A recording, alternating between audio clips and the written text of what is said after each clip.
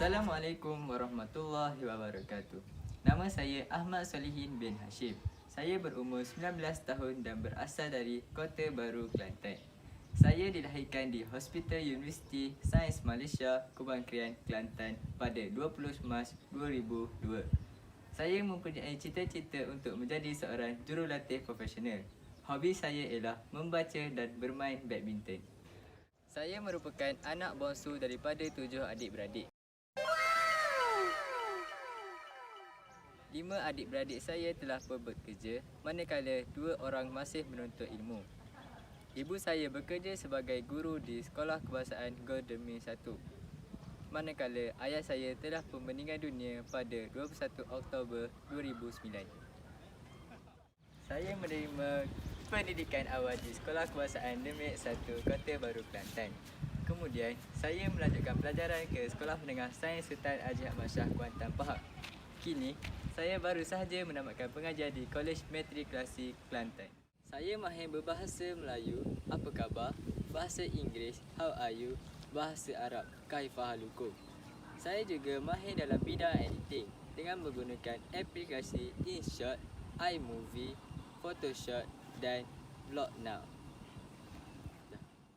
Pencapaian Juara Cup dalam Kejohanan Rugby MASP Pahang 2019, Juara Cup dalam Kejohanan Rugby MASP Pahang 2018, naik Johan Bull dalam Kejohanan National Rugby Development Program 2018 peringkat kebangsaan, Juara Bull dalam Kejohanan King George 5 Seven Side peringkat antarabangsa, naik Juara Bull dalam Kejohanan SBP 7 2018 peringkat kebangsaan. Saya memerlukan beasiswa sukan ini kerana saya ingin menyambung pengajian dalam bidang sains sukan pada peringkat ijazah.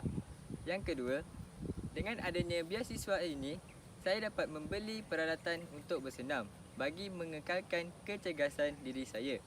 Yang ketiga, beasiswa sukan ini dapat meringankan beban ibu bapa saya untuk menghantar saya menghadiri latihan pusat pada hujung minggu.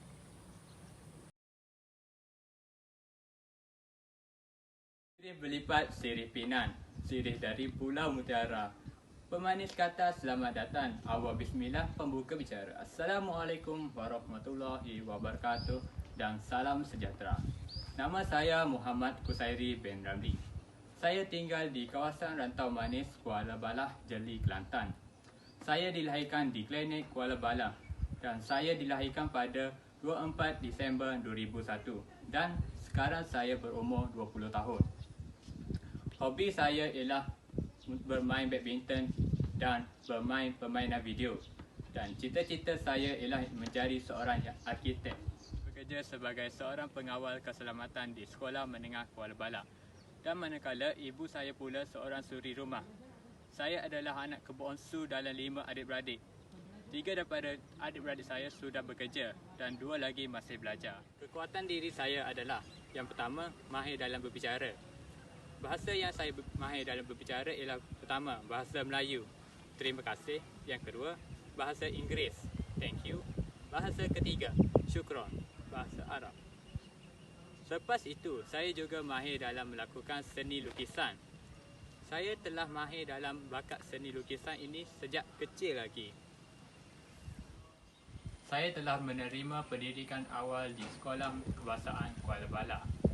Dan saya telah melanjutkan pelajaran saya ke Sekolah Menengah Kebangsaan Kuala Balah. Dan kini, saya telah menamatkan pengajian saya di Kolej Matrikulasi Kelantan.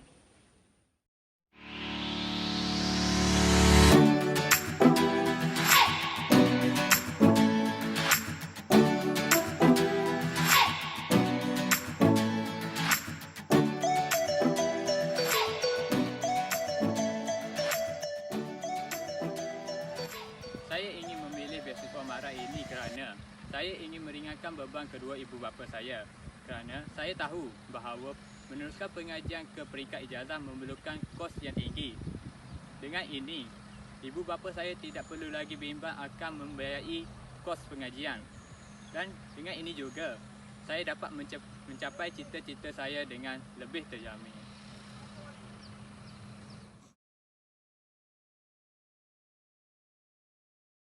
Dan untuk itu, kerajaan telah memutuskan untuk melaksanakan Perintah Kawalan Pergerakan PKP atau MCO untuk tempoh 14 hari bermula jam. Pergerakan rentas negeri tidak dibenarkan di seluruh negara. Aktiviti sosial.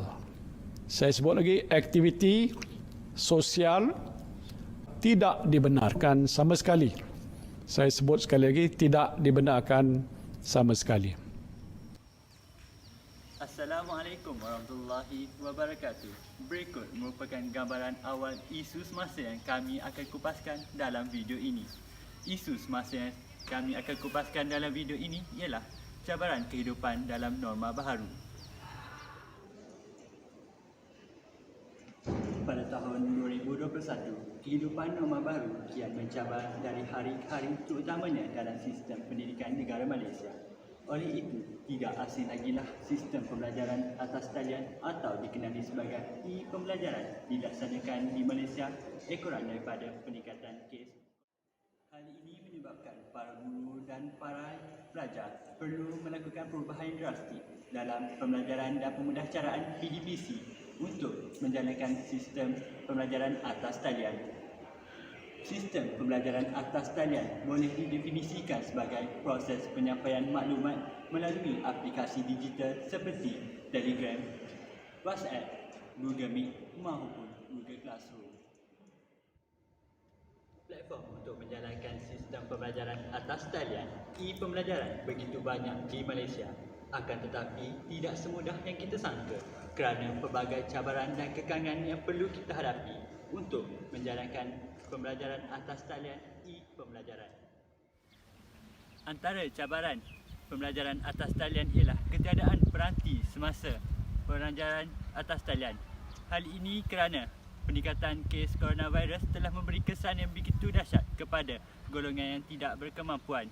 Sejak penutupan sekolah yang diumumkan oleh pihak kerajaan, ibu bapa daripada golongan yang tidak berkemampuan mula resah dan gelisah kerana memikirkan untuk mencari peranti yang sesuai kepada anak mereka. Hal ini menyebabkan para ibu bapa terpaksa mencari jalan alternatif, iaitu meminjam wang daripada peminjam wang haram yang dikenali sebagai alung. Hal ini memberi kesan kepada negatif bukan sahaja ibu bapa maupun ia memberi kesan kepada keluarga tersebut kerana mungkin nyawa mereka terancam. Akhir sekali, kurang kemahiran guru dalam penggunaan aplikasi digital. Umum sedia maklum bahawa warga pendidik Malaysia kurang terdedah dengan penggunaan aplikasi digital. Hal ini kerana ada dalam kalangan mereka yang telah berusia dan ada dalam kalangan mereka yang tidak mengikuti perkembangan aplikasi digital. Hal ini merupakan cabaran yang berat buat para pendidik Malaysia kerana perlu menyiapkan tugasan dan perlu menyiapkan bahan pelajaran untuk para pelajar. Namun begitu, kesungguhan dan rasa tanggungjawab para guru Malaysia harus diberi pujian kerana mereka tetap berusaha untuk belajar aplikasi digital yang sedia ada demi menyampaikan ilmu kepada para pelajar mereka. Kesimpulannya, pihak kerajaan iaitu daripada pihak Kementerian Pelajaran Malaysia perlulah mencari langkah yang proaktif untuk memperkasakan pembelajaran atas talian e-pembelajaran bagi mengurangkan tekanan dan cabaran yang dihadapi oleh para guru dan para pelajar. Assalamualaikum warahmatullahi wabarakatuh. Salam sejahtera. Okey, saya akan kupaskan dengan lebih lanjut lagi cabaran norma baharu, tetapi bukan lagi dari segi sektor pendidikan namun dari segi sosial.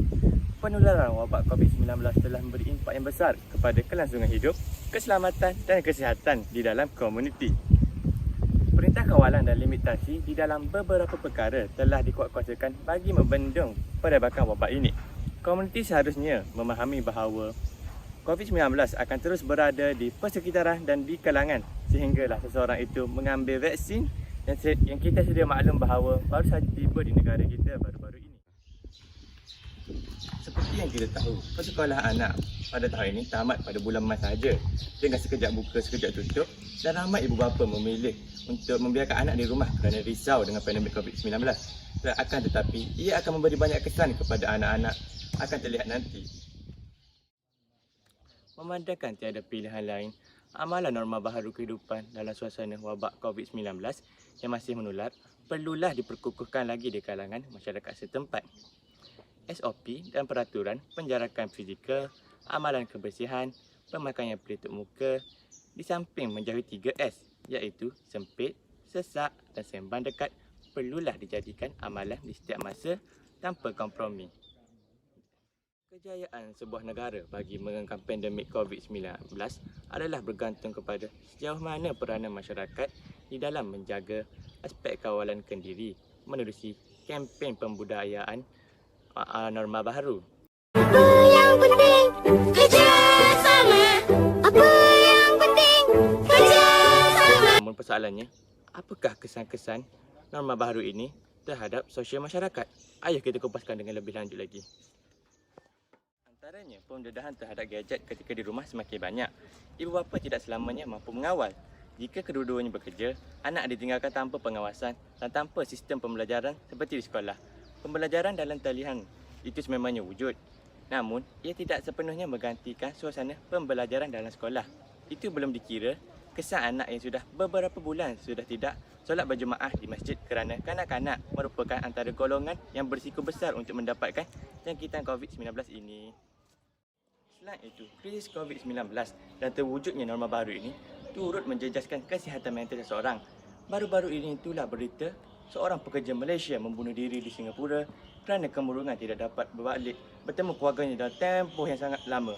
Gaya hidup baru ini menyebabkan ramai orang tidak dapat menguruskan tekanan dengan baik dan akan bertindak luar kejangkaan. Bagi mengurangkan tekanan ini, masyarakat perlulah mendapat sokongan daripada ahli keluarga dan rakan terdekat agar tekanan ini dapat dikurangkan. Jika masyarakat gagal menguruskan keadaan emosi dan mental ini, ia juga akan melemahkan sistem imunisasi dan mengganggu keupayaan tubuh badan untuk mengatasi jangkitan dan penyakit, sekaligus memungkinkan usaha untuk membendung penularan wabak ini. Telah terbukti bahawa banyak impak norma baharu kepada sosial masyarakat akibat COVID-19 yang pasti mengubah landscape masyarakat pada